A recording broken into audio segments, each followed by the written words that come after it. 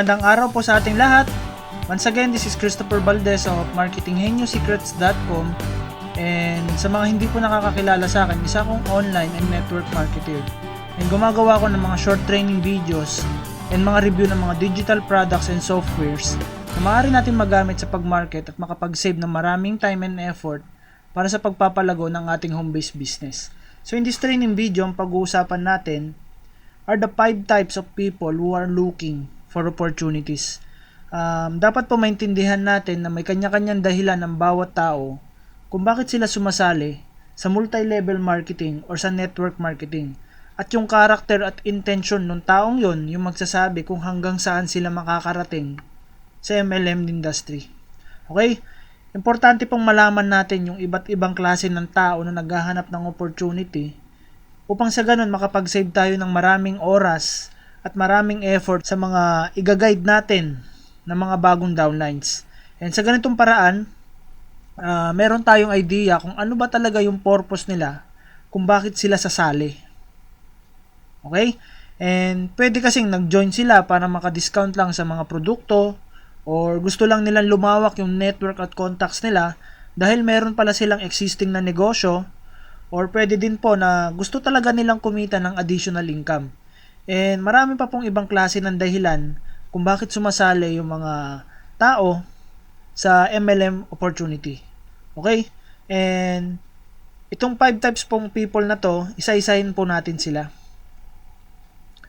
So yung unang klase ng tao na naghahanap ng opportunity is the genuine business opportunity seekers and builders. So ito yung mga pinaka-importanteng tao na kinakailangan, okay?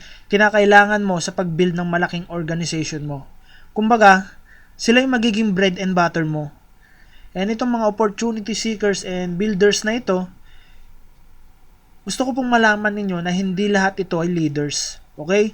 Pero the good news is, leaders are not born. Rather, they are developed.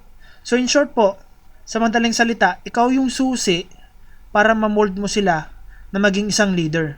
So, pwedeng bigyan mo talaga sila ng oras at panahon para turuan at hubugin talaga sila bilang isang leader para makapag-duplicate at makapag-leverage ka sa kanila.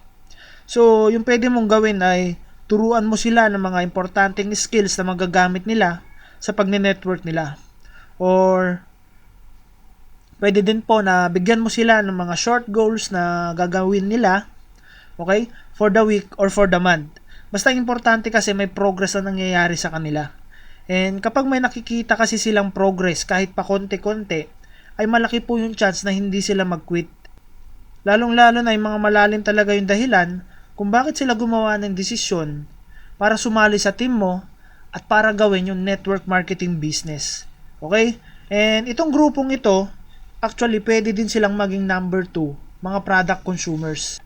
Ito yung mga sasali at bibili sa'yo dahil gusto nila ng mga products ninyo and makaka-avail sila ng mga discounts dito, and syempre yung service mo bilang upline nila. Ang maganda sa grupong ito ay habang dumadami yung nalalaman nila sa mga produkto ninyo, sa kumpanya, dun sa management, and dun sa compensation plan ninyo, at nakakausap mo sila ng madalas, mas na-expose sila sa MLM at malaki po yung chance na mag-convert sila para maging opportunity seekers and builders. Okay? Number 3 po, the supporters. So, ito yung grupo ng tao na may kaibigan or kamag-anak na sumali sa multi-level marketing. So, sumasali sila under dun sa kaibigan or kamag-anak nila bilang pagsuporta sa kanila. Maliwanag po ba? And yung iba dito, nag-join sila para makita at malaman nila kung yung kaibigan or kamag-anak nila ay napasali ba sa isang scam upang sa ganun, mapigilan nila na wag nang tumuloy pa. Okay? So, number 4 po, the MLM junkies. So, ito yung grupo ng tao na palipat-lipat ng kumpanya. Mag-a-attend sila ng business orientation and then nagustuhan kunyari nila yung opportunity, sumali para i-build yung organization nila. Pero makaraan po yung ilang linggo or ilang buwan, nagkaroon lang ng konting problema sa team nila or dun sa kumpanya, lilipat na muli ng panibagong business opportunity. Pero hindi po nila nare-realize yung problema talaga yung sarili nila. Okay? And hindi naman talaga masama actually na maging member ng maraming MLM companies. Basta ba may budget tayo rito. Tama? Pero po, kung isa ka sa grupong ito, dapat tandaan mo na mayroong mga kumpanya na nagdi-discourage na sumali ka sa ibang kumpanya. So, yung magandang gawin talaga ng mga taong nandito sa grupong ito is mag-focus sila sa isang kumpanya at hindi na palipat-lipat pa. So, kailangan piliin nila kung ano yung pinakamaganda na compensation plan, benefits, or management at mag-focus na lang sila dito. And isa pa kasi, para magamay din nila ng gusto yung business opportunity. Okay?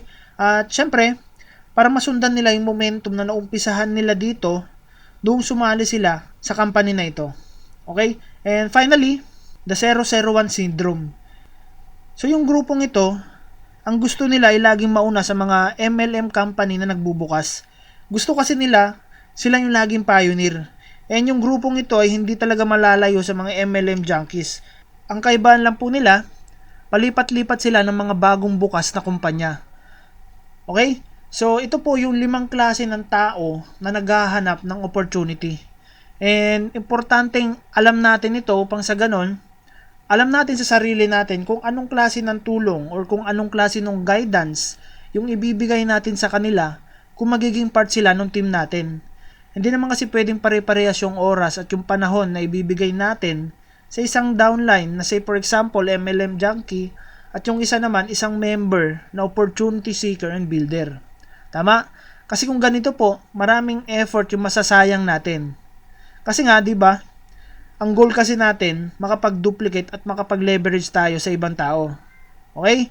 Pero gusto ko lang din po linawin, syempre, na hindi ko ibig sabihin dito na kapag na-identify natin ang isang downline na MLM junkie or supporter or 001 syndrome na yan, ay hindi na tayo maglalaan ng oras para sa kanila.